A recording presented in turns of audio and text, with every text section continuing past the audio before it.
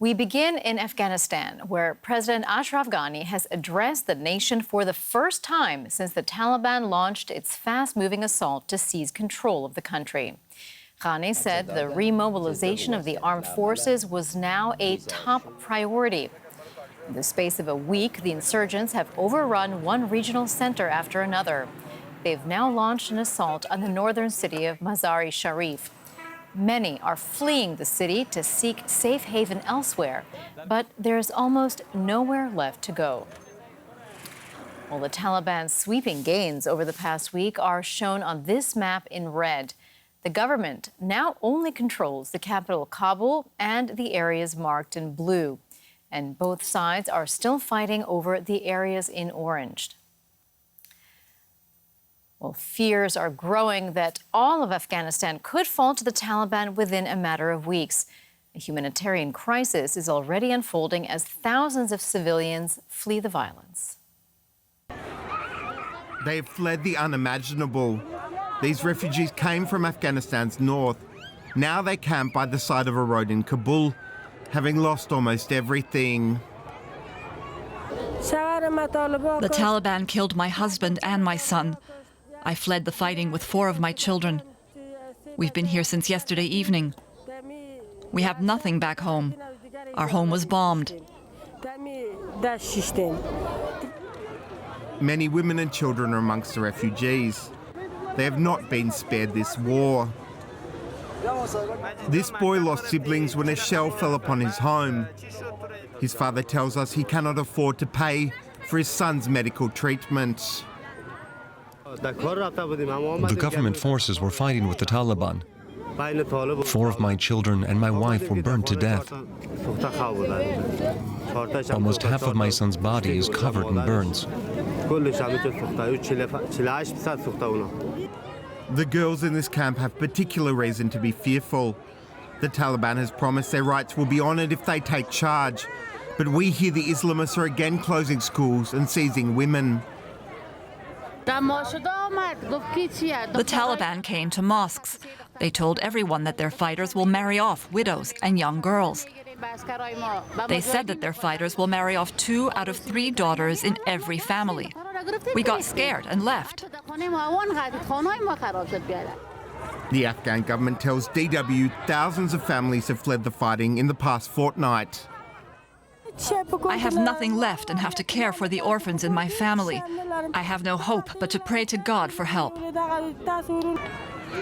The Taliban are now nearing the capital, and the refugees who have already fled here can only wait anxiously and hope the Islamists do not take this city too.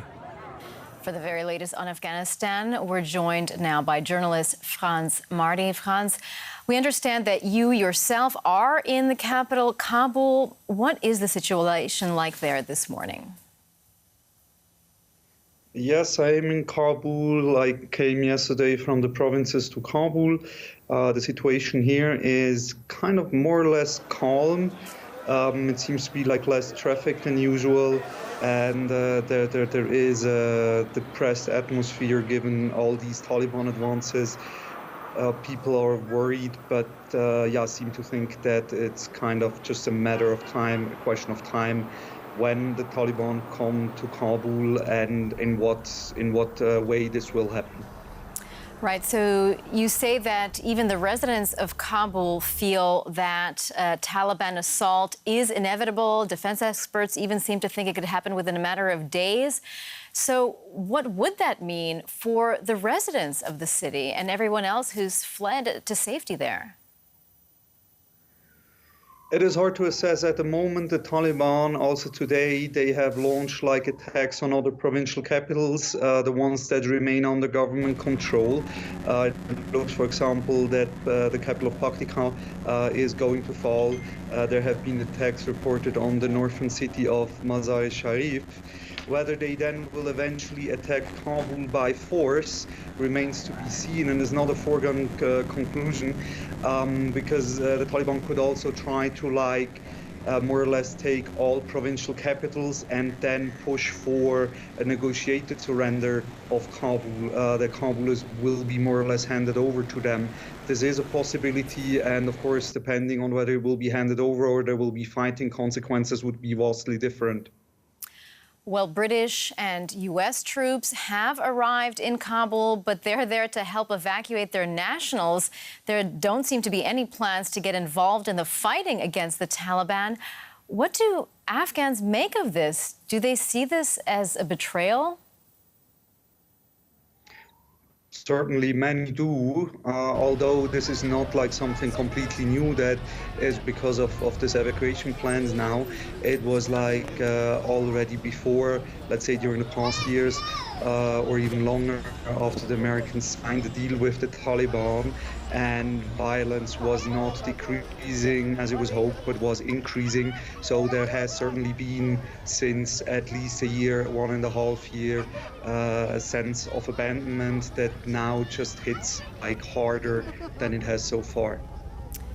And now, Franz, if the Taliban do end up seizing complete control of Afghanistan, what does the future hold for the country? That's very difficult to say. The Taliban have been cagey about what kind of government they would like to set up. At the moment, in provincial capitals that they have taken and also other areas that they have taken, they try to display themselves as benevolent conquerors, forgiving conquerors, to say that they want peace. On the other hand, there have also been reports that there are certain houses for possible opposition figures of killings. This has so far not been widespread, but such reports are around.